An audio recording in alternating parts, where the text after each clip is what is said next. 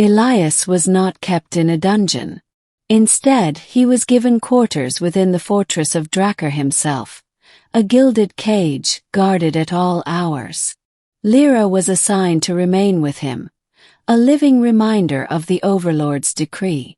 For days she said nothing. She simply sat in silence, her golden eyes sharp, watching every move he made. Elias didn't try to force conversation. He treated her as an equal, giving her the first share of food, offering her the bed while he took the floor, never laying a hand on her. Finally, on the fourth day, her voice cut through the silence. "Why?" Elias looked up from where he was cleaning a dented piece of his armor. "Why what?" Her gaze burned into him. "Why did you refuse? Do you not understand what I am? I was given to you as property. Any Ketheri warrior would have claimed me without hesitation." He shrugged. "I'm not Ketheri. Where I come from, people aren't rewards. They're people." Her jaw tightened. "You are either a fool or a liar.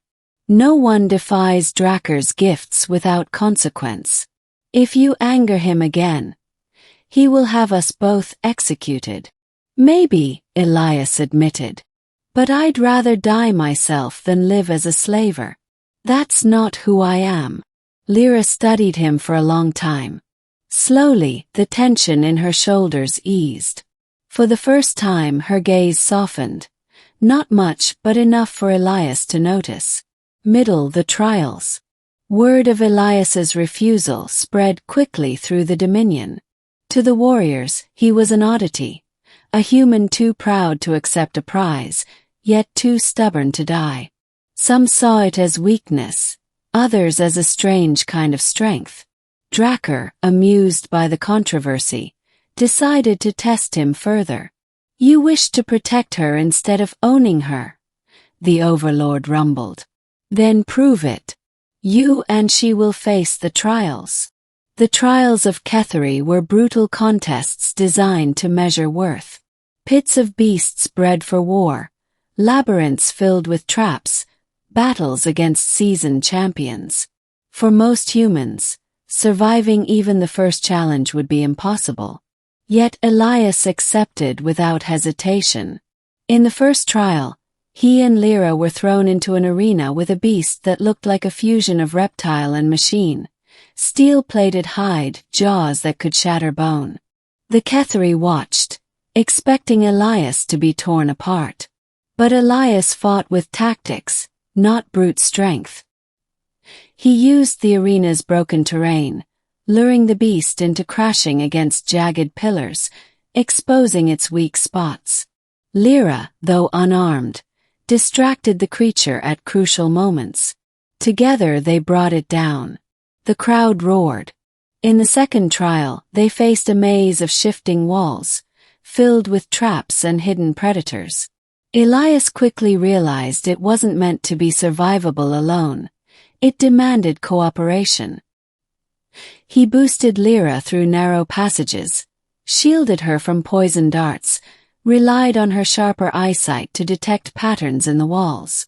When they finally emerged, scarred but alive, even the Ketheri were forced to acknowledge their bond. And in the third trial, they were pitted against living warriors, Ketheri champions twice Elias's size. He fought not with strength, but with precision, exploiting overextensions, targeting joints, moving with the desperation of a man who had nothing to lose.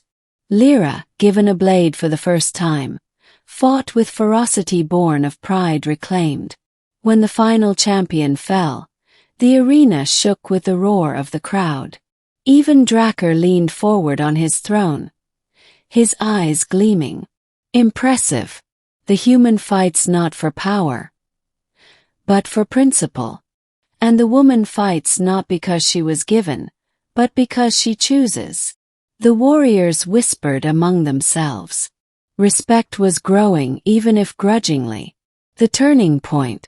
One night, after the trials, Lira finally spoke with honesty. "When I was chained, I thought you weak for refusing me. I thought you were afraid. But now, Issy, you chose respect over dominance. That is not weakness. That is strength my people cannot yet understand. Elias gave her a tired smile. Maybe one day they will. She stepped closer, her hand brushing against his arm. And if they do, it will be because of you. It was the first time she had touched him willingly. The ending, the choice. Months passed. Elias and Lira became symbols, an unlikely pair who defied the Dominion's traditions. Whispers spread across the empire. Some warriors saw them as dangerous, others as inspiring. Finally, Drakkar summoned them once more to his throne. You have survived the trials. You have earned your place among the Ketheri. But one choice remains. He gestured, and guards placed two objects before them, a ceremonial blade and a set of golden chains. The chains mean submission. Take them and she becomes yours again, bound forever. The blade means freedom. Take it and I will honor your defiance, but know this, freedom is dangerous.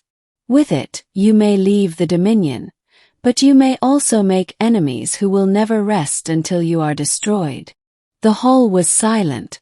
Every warrior leaned forward, waiting to see what the human would do. Elias didn't hesitate. He picked up the blade. I choose freedom. For both of us. Gasps filled the chamber. Lyra's golden eyes shone with something he had never seen before. Tears. Drakkar rose slowly, towering above them. His expression was unreadable. Then, to everyone's shock, he raised his weapon high and saluted. So be it. Let it be known across the stars. The human chose not chains, but the path of freedom. He is no slave. She is no prize. Together they are warriors. The hall erupted, not with jeers, but with roars of approval. A new legend had been born. And as Elias and Lira walked out of the throne hall side by side, no longer prisoner and captor, but partners, he whispered to her, "Whatever comes next, we face it together." Her hand slid into his, not as a reward, not as a slave, but as an equal.